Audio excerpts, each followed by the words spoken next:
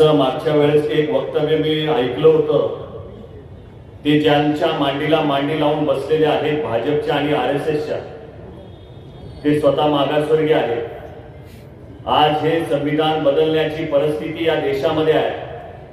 400 पारचा नारा या ठिकाणी नरेंद्र मोदी यांच्या माध्यमातून देण्यात आलेला आहे।